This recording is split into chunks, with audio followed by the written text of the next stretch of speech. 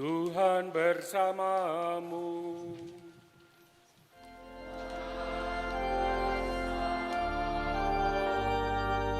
Inilah Injil suci menurut Lukas.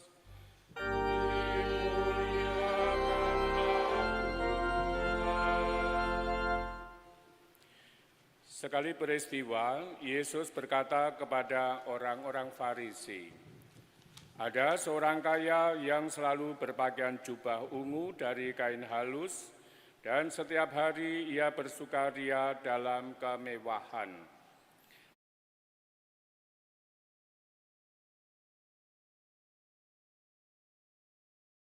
Dan ada seorang pengemis bernama Lazarus, badannya penuh dengan borok. Ia berbaring dekat pintu rumah orang kaya itu dan ingin menghilangkan laparnya dengan apa yang jatuh dari meja orang kaya itu. Malahan anjing-anjing datang dan menjilati boroknya. Kemudian matilah orang miskin itu, lalu dibawa oleh malaikat-malaikat ke pangkuan Abraham. Orang kaya itu juga mati lalu dikubur. Sementara menderita sengsara di alam maut, ia memandang ke atas dan dari jauh dilihatnya Abraham dan Lazarus duduk di pangkuannya.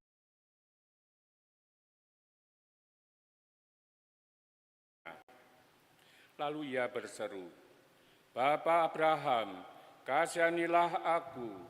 Suruhlah Lazarus mencelupkan ujung jarinya ke dalam air dan menyejukkan lidahku, sebab aku sangat kesakitan dalam nyala api ini." Tetapi Abraham berkata, "Anakku, ingatlah, engkau telah menerima segala yang baik semasa hidupmu, sedangkan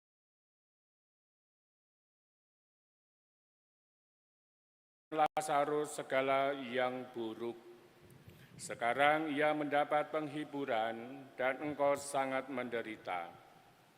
Selain daripada itu, di antara kami dan engkau terbentang jurang yang tak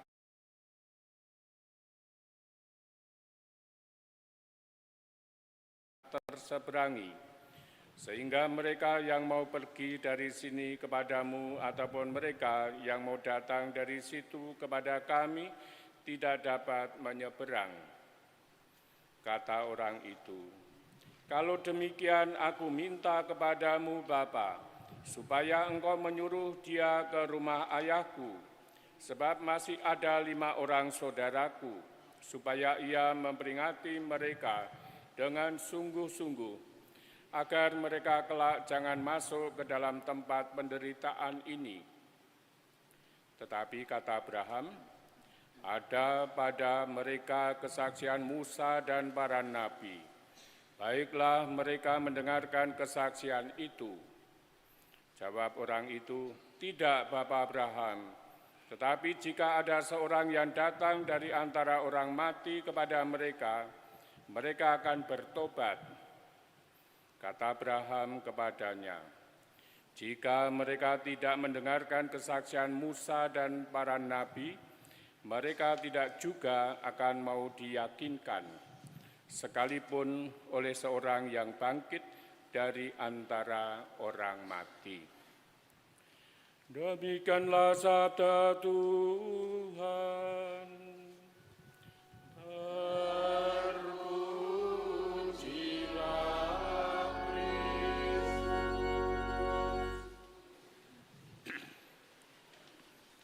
Saudara-saudari yang terkasih di dalam Tuhan, tadi sekali lagi kita diingatkan tema misa yang dicanangkan oleh paroki ialah iman yang menumbuhkan kepedulian untuk berbagi. Ketika merenungkan bacaan hari ini, saya sempat terpikir mau bertanya kepada saudara sekalian, tapi cukup dijawab dalam batin. Berapa jumlah kekayaan Anda? Ingat enggak? Dalam bentuk apa? ya. Mungkin ada harta yang bergerak, ada yang tak bergerak, atau mungkin surat-surat berharga, ataupun juga berapa jumlah uang dalam rekening di bank, dan bank mana saja. Jangan-jangan lupa, karena banyaknya. Kalau tidak punya, ya mungkin pertanyaan saya tidak terlalu relevan. Tapi bagi Anda yang punya kekayaan banyak, kadang-kadang ingat enggak berapa sih sejujurnya sampai hari ini? Nah, saudara sekalian, kalau kita melihat dalam berita-berita sebagai seorang ASN ataupun juga penyelenggara negara, itu kan sering harus membuat laporan ya tentang kekayaan. Kemana laporannya?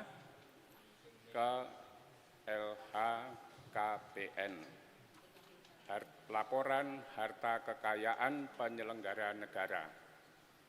Nah, beberapa waktu terakhir ini kan kita bisa melihat kalau ada orang-orang yang masuk dalam golongan ASN ataupun juga penyelenggara negara, ketika ada masalah, lalu orang langsung berpikir, punya harta berapa? Bukan hanya berhenti di situ, bahkan akhirnya akan dilacak. Apakah uang yang ada itu uang yang sah atau tidak? Atau mungkin juga akan melibatkan KPK.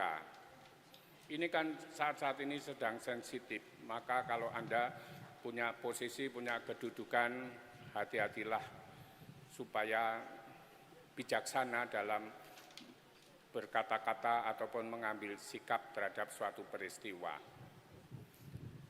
Berapa kekayaan Anda?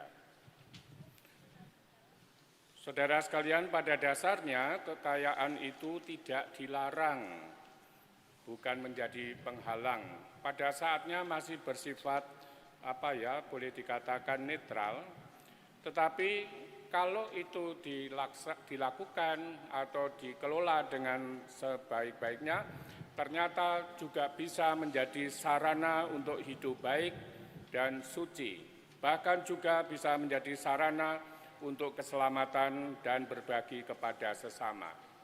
Memang kalau kita memperhatikan kekayaan, materi yang ada, yang kita miliki, kita masih bisa merefleksikan setiap kali. Misalnya saja, motivasi, kita punya banyak kekayaan itu untuk apa?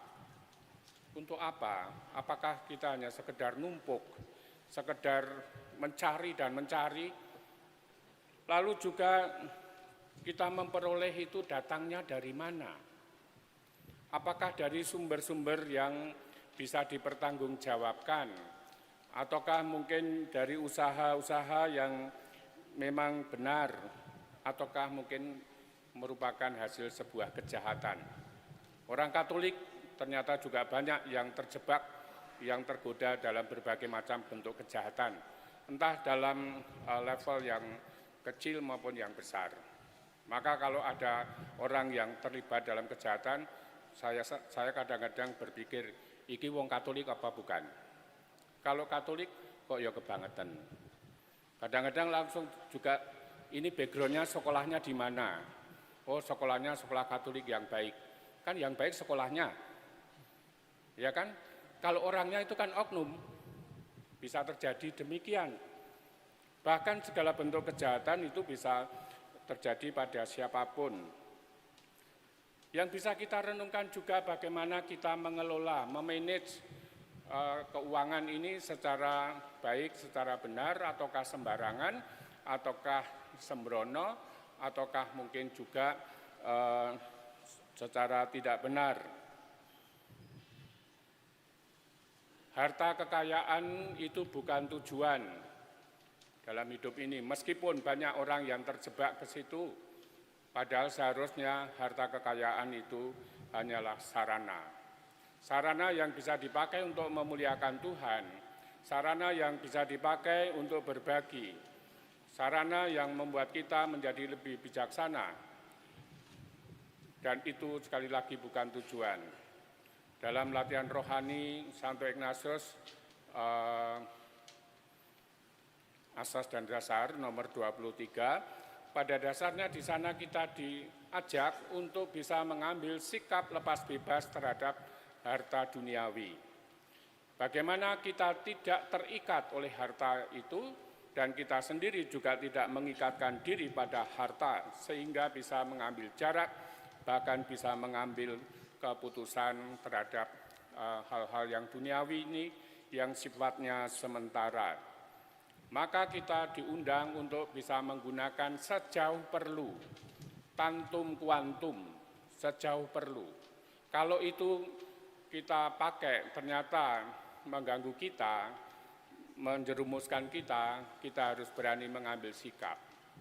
Maka terhadap harta duniawi seringkali tidak mudah untuk mengatakan cukup. Untuk mengatakan cukup itu ternyata seringkali tidak mudah, sekali lagi. Nah, Injil hari ini mengingatkan kita pada sikap dasar kita terhadap harta kekayaan, dan bagaimana kita juga bisa menggunakan untuk membantu menolong sesama. Pada prinsipnya yang menjadi pesan ialah apakah karena iman kita mempunyai kepekaan dan kesadaran untuk berbagi. Untuk berbagi saja kita tetap harus bisa ngecek apakah berbaginya itu dengan tulus atau tidak. Ataukah kita mau berbagi sekedar untuk pemenuhan psikologis kita, kepuasan kita karena kita bisa berbagi, atau kita berbagi karena kelebihan. Nah, bagi kita umat beriman mestinya didasari oleh iman dan rasa tanggung jawab untuk bisa berbagi dengan semangat peduli kepada sesama. Maka itu juga membutuhkan suatu kepekaan. Jadi bukan sekedar aspek sosial saja, tapi harusnya sampai aspek iman yang mendasarinya. Dalam bacaan Injil hari ini juga sebenarnya Yesus itu mau mengkritik terhadap orang kaya dan egois, dan juga orang yang menyalahgunakan kekayaan itu, sehingga bisa menjadi godaan bahwa inginnya memiliki apa saja. Kita tahu bahwa keinginan itu seringkali tidak ada batasnya. Keinginan itu seringkali juga bisa menjerumuskan kita ke hal-hal yang tidak baik. Bukan kita ini memiliki apa saja, tetapi ada yang lebih penting. Ya, bukan kita itu memiliki apa saja, tetapi kita itu milik siapa. Itu yang tidak mudah, menyadari bahwa kita itu milik siapa. Ya, kita itu milik Tuhan. Kita itu milik Tuhan yang menjanjikan kehidupan kekal dan kebahagiaan yang sejati. Sedangkan kalau kita itu maunya memiliki apa saja, sekali lagi bisa terjadi kita tak terbendung. Oleh karena itu, sejauh mana kritik Yesus itu juga mengenai diri kita masing-masing. Kalau tidak mengena, ya sudahlah. Tapi kalau kita mengena atau itu mengena pada diri kita, lalu sikap kita harus bagaimana? Paulus di dalam suratnya kepada Timotius pada bab sebelum yang kita dengarkan ini mengatakan bahwa akar segala kejahatan adalah cinta uang. Akar segala kejahatan adalah cinta uang. Ternyata masalah uang zaman dulu sudah menjadi persoalan dalam kehidupan beriman.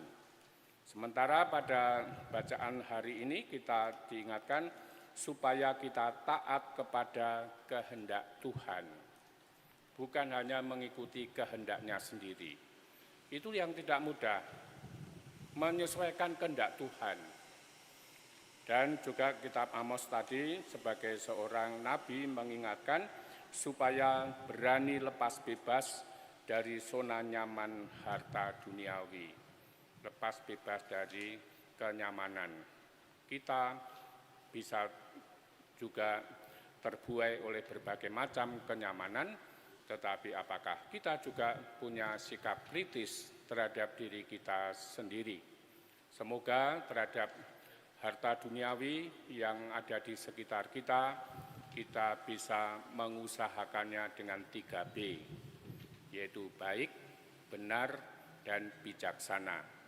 Ya, baik, benar, dan bijaksana. Semoga dengan itu kita juga menanggapi apa yang menjadi ajakan Tuhan, supaya dengan itu kita, karena sikap dasar iman dan sikap tanggung jawab, kita berani berbagi kepada orang yang membutuhkan.